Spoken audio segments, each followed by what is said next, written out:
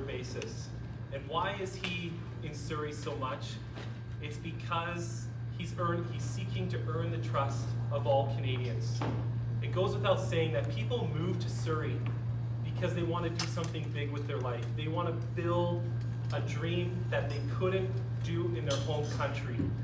Surrey, in the eyes of the Conservative Party, embodies the Canadian entrepreneurial spirit. People come to Surrey, they put their two hands up and they said, I'm ready to work and build a beautiful life. In recent years, that's been challenged a bit. And that's why our leader is emphasizing meeting with you today and coming to Surrey on such a regular basis, because he wants to share his vision for Canada, a message of hope and a message of hard work that will restore and maintain the Canadian dream for all new immigrants and all Canadians alike. And with that, I will turn it over to the Honourable Pierre Poilievre. Thank you very much. Wahi Buj, Gakanisa Wahi Buj, Ibate. An honor to be here with Frank Caputo, our Associate Shadow Minister of Justice, and one of our top crime fighters. Also our whip, Carrie Lynn Finley, a former lawyer and minister who is a powerhouse right across British Columbia and Surrey in particular.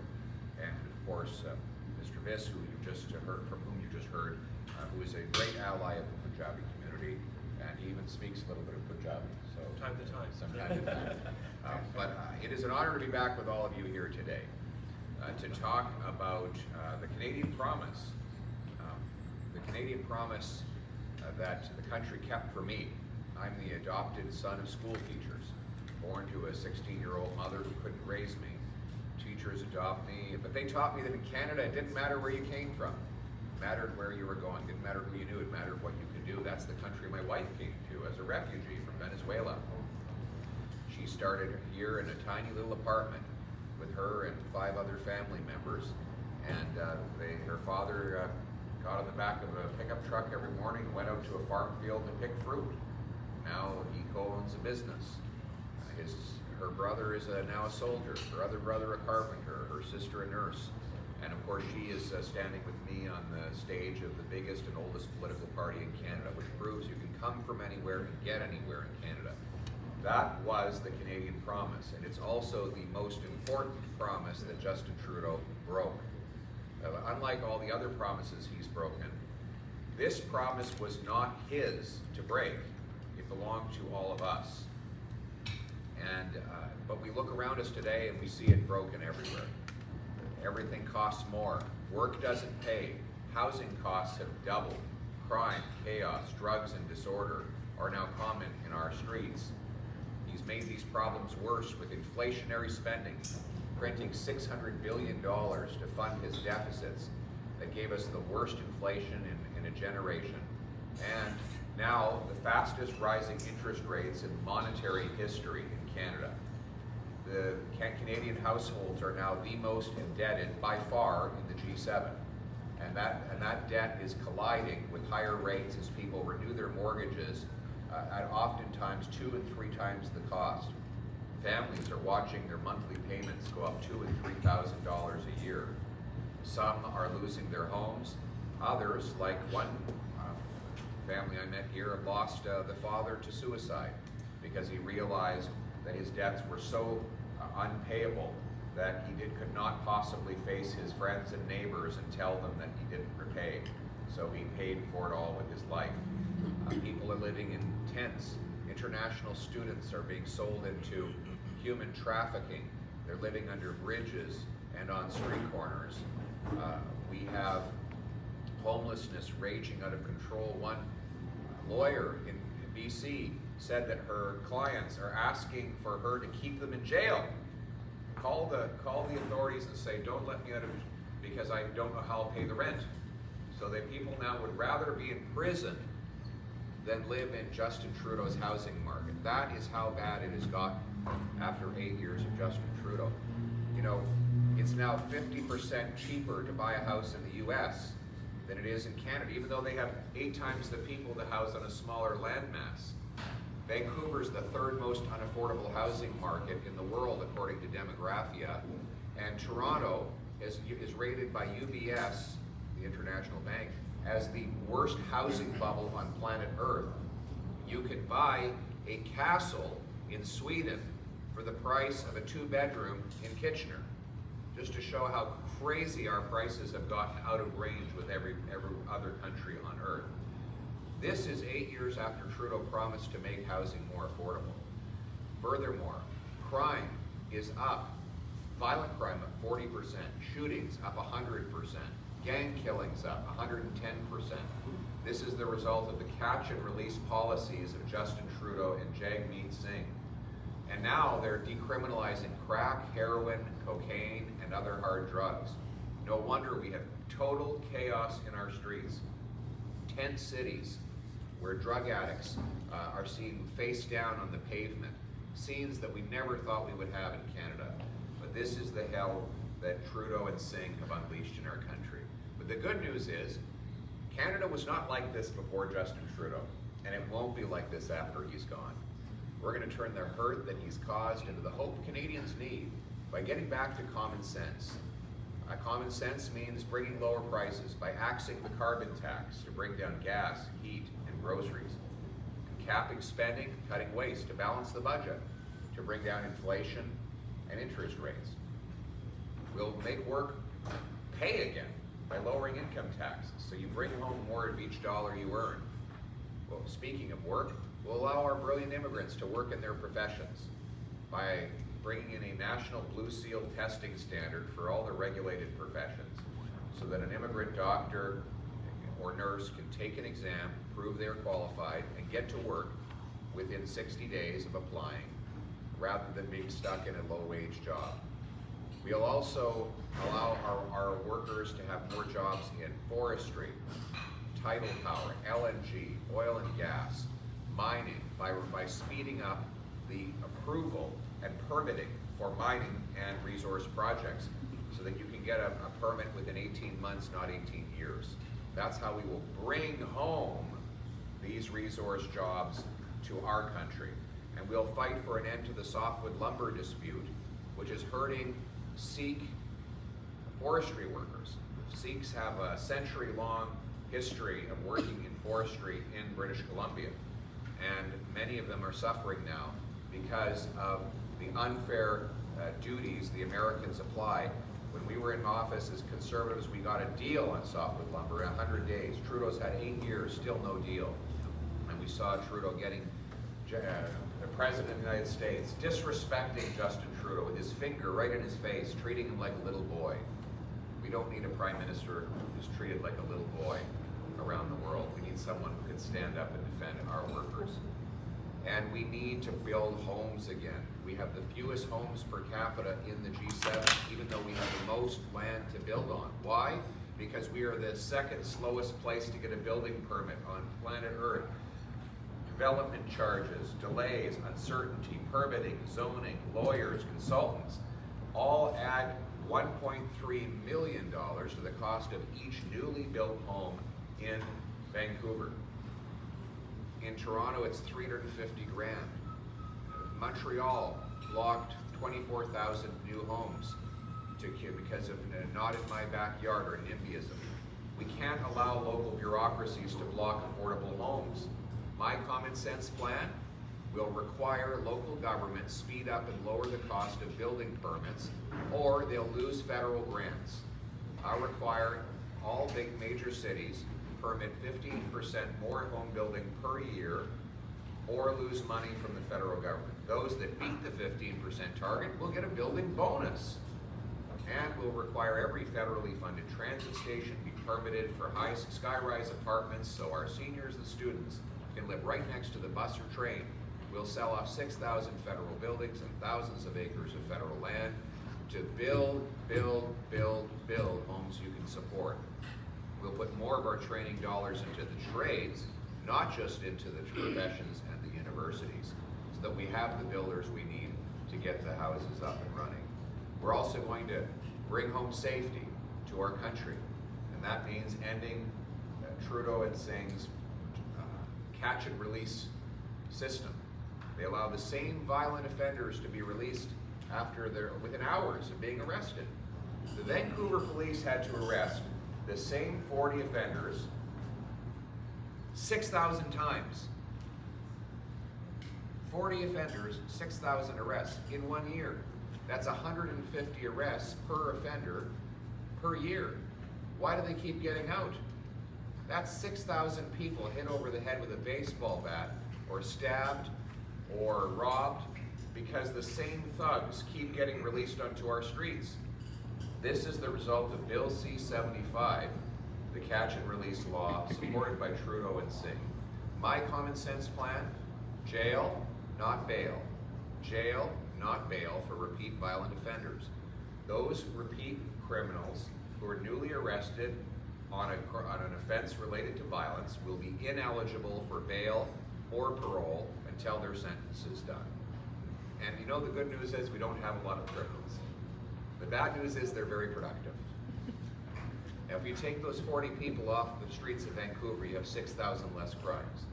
And instead of giving out more decriminalized drugs, we're going to give out treatment and recovery to bring our loved ones home drug-free. Finally, we're going to restore order to the international student program. This is insane what is going on. We're losing young people who come here, often from Punjab, with a promise that they can get trained and start a new life. They arrive, they have nowhere to live, they're living under bridges, they're getting sold into human trafficking. Their colleges are often a fraud. The letters of admission are fake. And as a result, they're subject to enormous abuses, and they're losing their lives. Tragic stories of families in Punjab learning that their son came here, and instead of learning, he lost his life. We need to bring back order. We need to ensure that every student has a home, and if they need income, a job, and a place in a real college before they come here, so that they can succeed when they arrive. And we know that international students are extremely valuable to Canada because demographically, they're very young. And by graduating from a school in Canada, they'll be very well educated. They'll have the ability to contribute from age 22 until at least age 65. That's 40 years of productive contribution to the Canadian economy. So the program and the principle is right. But we have to protect the people against the abuses that have become so common in the last several years, and we will do that. That is our common sense approach, to restore the promise that Canada makes to every single person. The common sense of the common people, united for our common home. Your home, my home. Our home, let's bring it home. Thank you. We have time for questions, of course, and so, oh, you have a list. Okay. You're putting up your hand, but he's made a list. I'll send Ben, go ahead. CJ Sidhu. Thank you. Ms. Poilievre, welcome to Siri. And my question is very simple. Since when Trump came in power, a lot of racism happened in Canada as well, including what happened in Ottawa. So the far right-wing policies, and that's the Canadians are most concerned about. What are your take on that? I'm very concerned about the extremism and racism we've seen under Justin Trudeau. Of course, Mr. Trudeau has a long history of racism himself. He dressed up in racist costumes so many times that he can't even remember them all. He fired an Indigenous justice minister because he refused to break the law. He tried to help SNC-Lavalin get out of prosecution after it stole $160 million from the Libyan people, some of the poorest people in Africa. We've seen violent hate crimes rise under Justin Trudeau, large increases in hate crimes under his catch and release policies, because violent racist criminals are able to get out of prison. So I am increasingly worried about the racism that both Justin Trudeau has in his past, and that he is allowed to grow and expand in his 8 years in power. Conservatives have zero tolerance for racism. We're going to crack down on hate crimes, but we're going to protect places of worship from acts of vandalism, terrorism, and violence.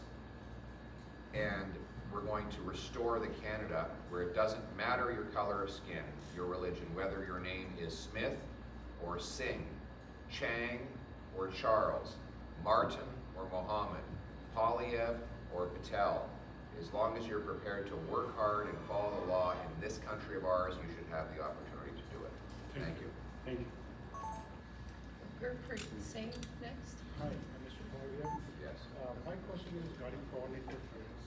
You guys are very vocal when the foreign interference comes to Russia and China, and the buck stops when foreign interference of India comes.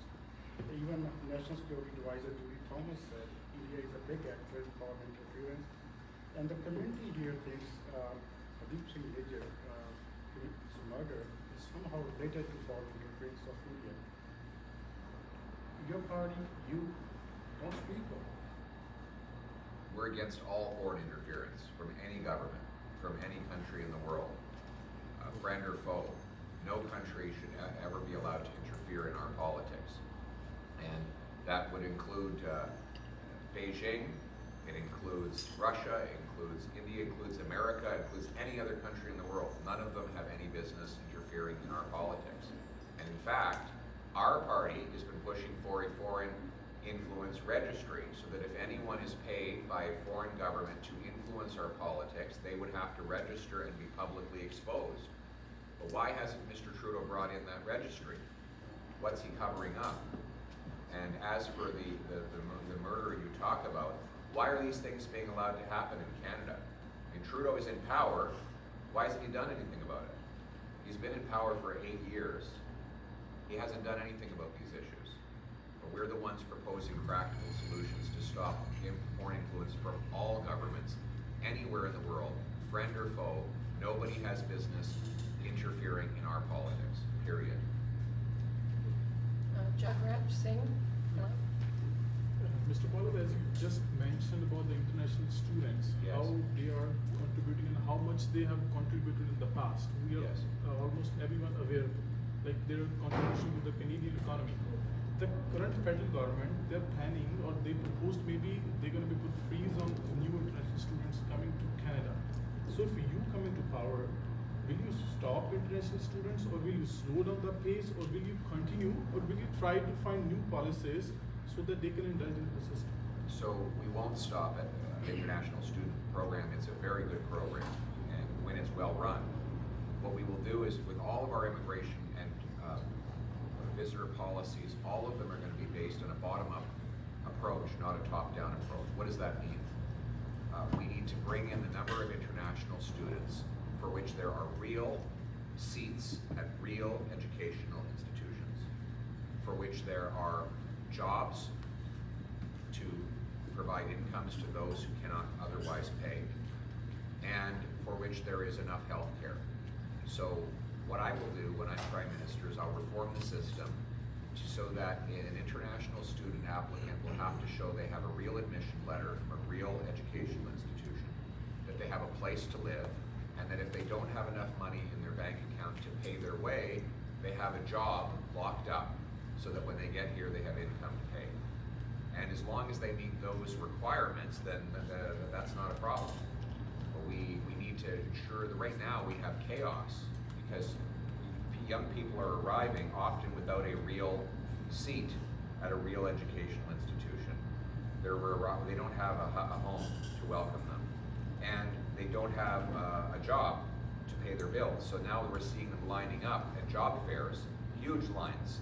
In Ontario, I don't know if it's as bad here, maybe you can tell me, but they have job fairs in Ontario where international students are lining up because they have no way of feeding themselves if they don't get the job.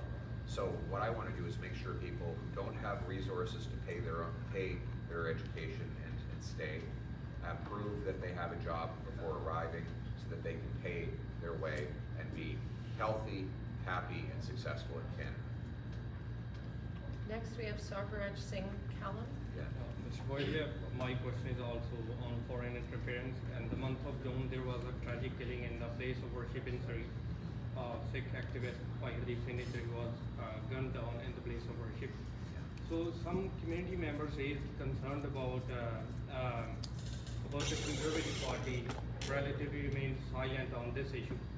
So can you please clarify your party's position on this, particularly on this incident, and specifically what actions and policies you prepare if you come in power to stop political interference in Canada and to promote sovereignty in Canadian cities? So we weren't silent. We did speak out against the killing, and we condemned it. And we said that whoever was involved, whoever did the killing and whoever is involved in it should be prosecuted. So that's what we support. So far, the Trudeau government has done nothing, zero. What have they done? Have they found out who did it? Do they have any evidence? What have they done? Why has this been allowed to happen under Justin Trudeau's watch? He is the Prime Minister. So what has he done about it? If you have evidence of foreign interference, then we need to give it to the authorities and have it investigated. But so far, if you have the evidence, the Prime Minister has done absolutely nothing to stop it, other than more symbolism and drama. We don't need drama. And by the way, we're going to have less murderers when I'm Prime Minister, because I'm going to put murderers in jail rather than putting them out on bail. Kuldeep Singh? Yes. Yes. I have a question about health care. 2 decades or 3 decades before, that was one of the best medical system here. In these days, it's very hard to treat yourself, and a lot of people are leaving the country due to the health system.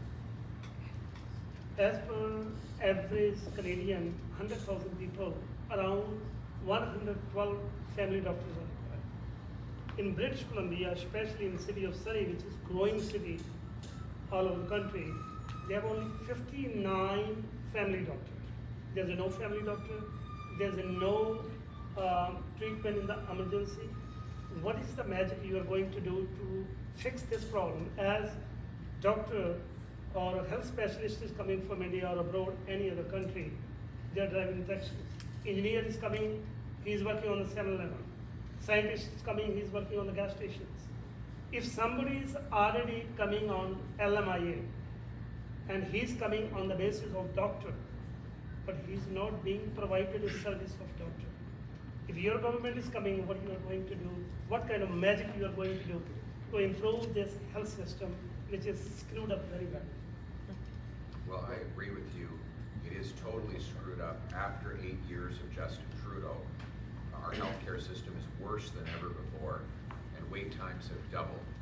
After 8 years of Trudeau, 20,000 immigrant doctors and 32,000 immigrant nurses are banned from working in our hospitals. And what has he done about it? Nothing. Zero, zip, zilch. My common sense plan is to do in the professions what we've already done in the trades. So in 1952, the federal government brought the provinces together and created the Red Seal. So if you are a mechanic, an electrician, a pipe fitter, you can take an exam, prove you're qualified, and work anywhere in Canada in those trades with a Red Seal stamp. We don't have anything like that for the professions. So you come to Canada as a Filipino nurse, you wait 7 years trying to prove that you're qualified. You come here as a doctor, you wind your way through a very complicated bureaucracy. Most of them just say, I can't do this, I don't have 20 hours a week to go through the steps, so I'll drive a taxi and just give up on being a doctor.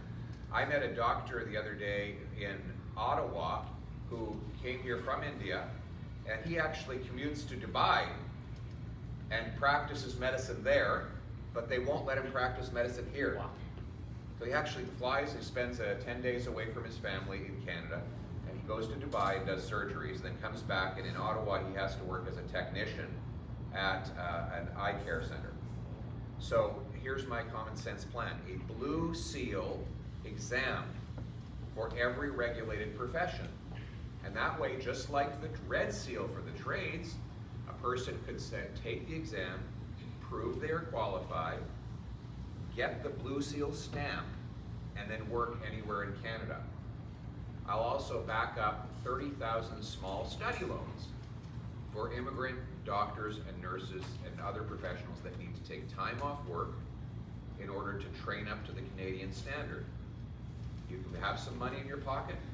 In Alberta, they did this, and the repayment rate on these loans was 97%. And then the money from one immigrant professional is paid back and lent out to another person. And then it's paid back and lent out to another person. The same loan recycles over and over again. And then the incomes of the immigrant go up 500% as they go from being a taxi driver to a doctor. They pay more taxes. Finally, I'm going to make it possible for future immigrants to work on getting their credentials before they even arrive in Canada, so that they get here and they have a license, get to work immediately. These are common sense plans to bring powerful paychecks to our immigrant professionals and more doctors and nurses to Canadians. Thank you.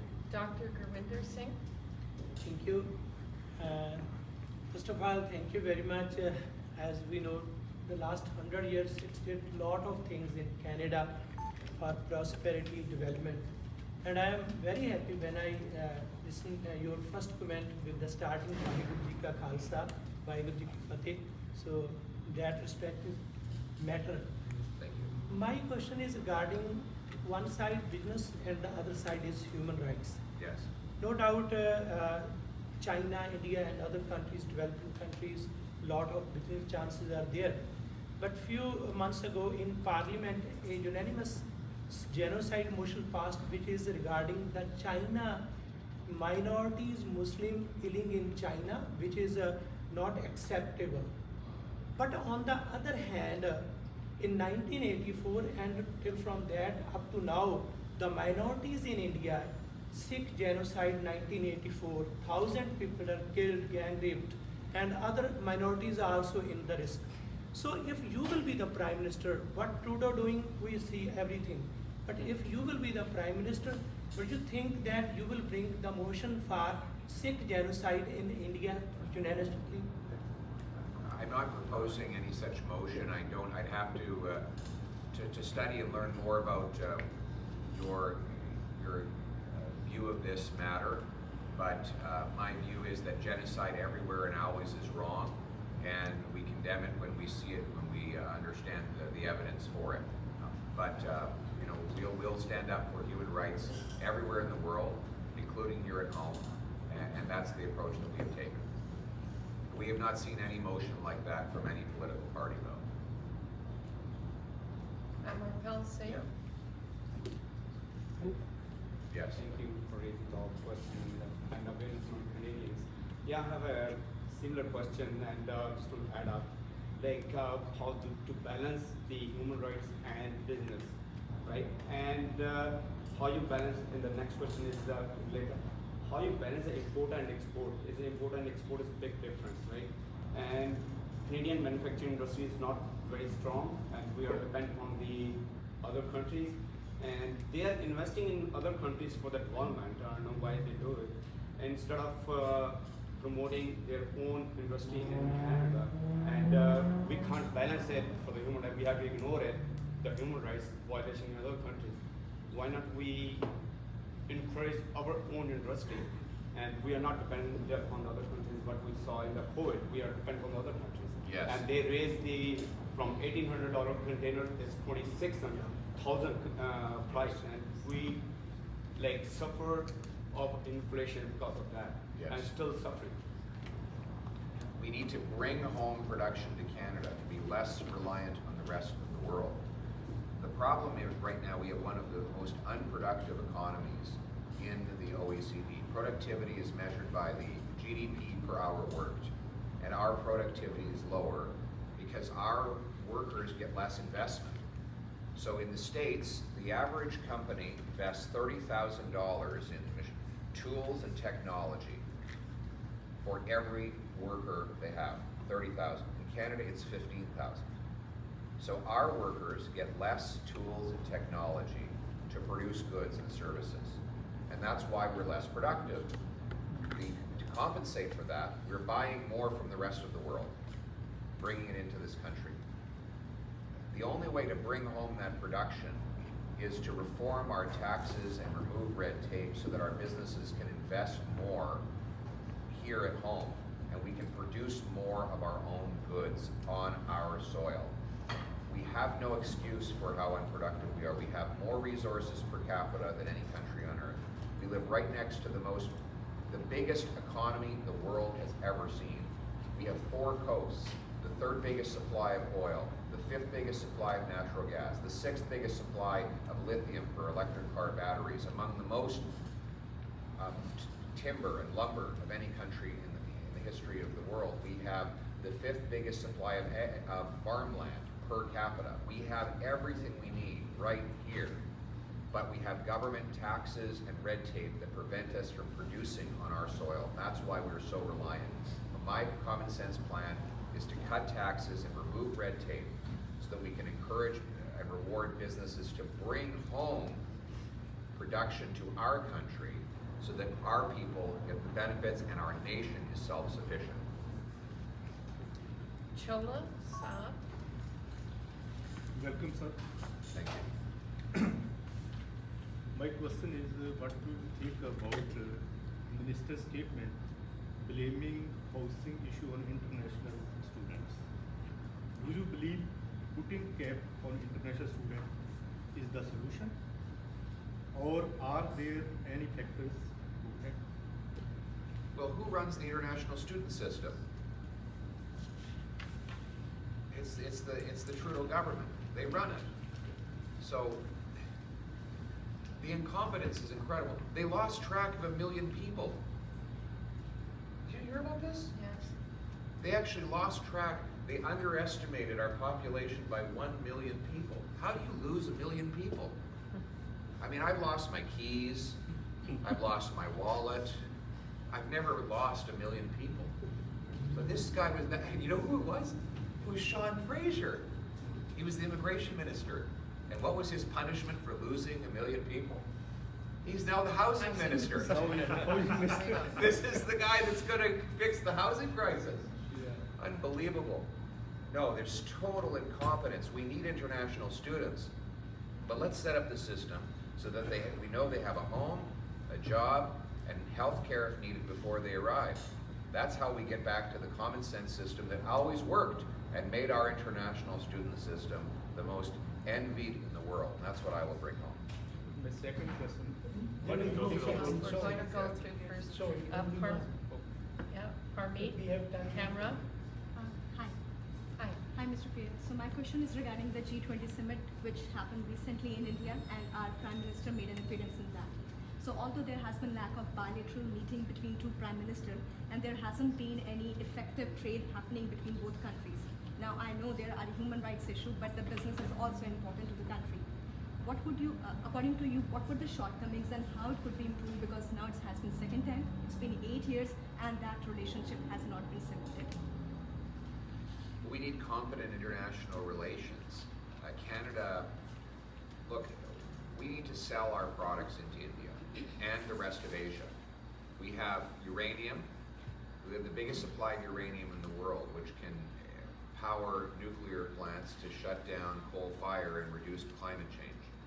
We have natural gas, which can do the same thing. We grow lentils, and obviously lentils are a big part of the protein diet in Asia, and particularly the Indian subcontinent. We produce, we have the biggest potash production in the world. We can supply Asia in general, and India in particular, with these products, while benefiting from India's brilliant engineers, IT, and other products. But we don't have a professional relationship, and we're paying the price for it. We need a competent leader who can, yes, stand up for human rights, of course. Of course we can stand up for human rights. At the same time as exporting our products and bringing home powerful paychecks to our people. That will be my goal when I'm Prime Minister. Ravinder, can you? So my question for you is regarding international students. Yes. We all appreciate that they're making a huge contribution Yes. economically as well. Yes. However, at the same time, kids who were born here and are going to college and university, and as as a print, I'm concerned as well when we come to us and then have a discussion about they're worried about their job placement. So what's your thought on that? Look, I think that is why we need what I call a bottom-up rather than a top-down approach. So right now we have a top-down Ottawa-driven policy of setting extremely high targets for international student numbers, and then saying, figure it out. And then the schools, the housing market, the provincial government that delivers social services are left trying to figure out how to house people, food banks are left to figure out how to feed people. I would do it the other way around. I would say the numbers of international students should be based on the number that can show they have an admission to a real educational institution, not a fraud one. The number that have jobs prior to getting here, and the number that are housed before they arrive. And that way, the availability of housing, educational seats, and jobs will determine the number of international students who come, not the other way around. In other words, we start from the bottom, housing market, job market, seats at educational institutions, and then we determine, the numbers are determined that way. That's how I would do it. And that's how we did it before Trudeau, and it was very successful. I never had, up until this recent nightmare that Trudeau has caused, I never had any complaints about this program. In fact, I was the employment minister up until 2015. It wasn't, no one ever complained about it, because it was just driven by common sense, and that's what we have to restore. Thank you very much. Next, we have two more questions. Prabjot, Helen? Yes, so yeah, thank you so much. So my first question related to the G20 summit. Again, Prime Minister Trudeau, we heard in the media report as well, he's not very well perceived because he was openly supporting the movements happening here at the same time here in local in Vancouver area. So what are your standpoint specifically about the Khalistan movement going on and how you take that not well perceived behavior from other countries? So, personally, I believe in a united India, like I believe in a united Canada, but I believe people also have the freedom to disagree.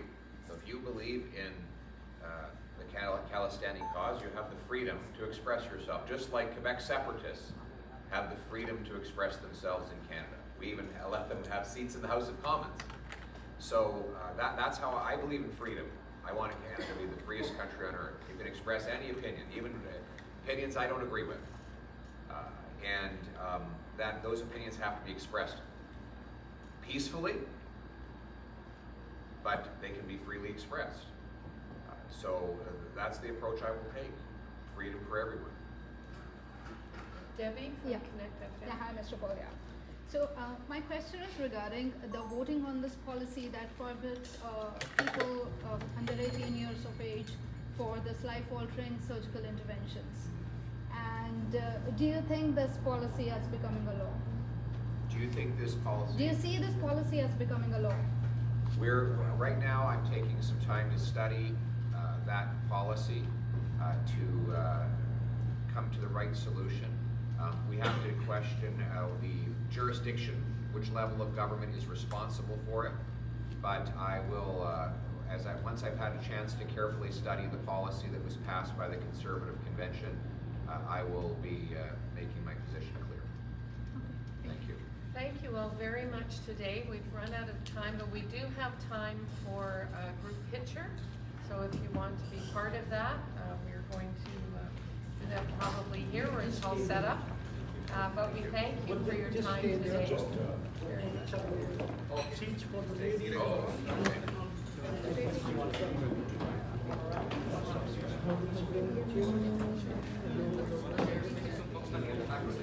Sure.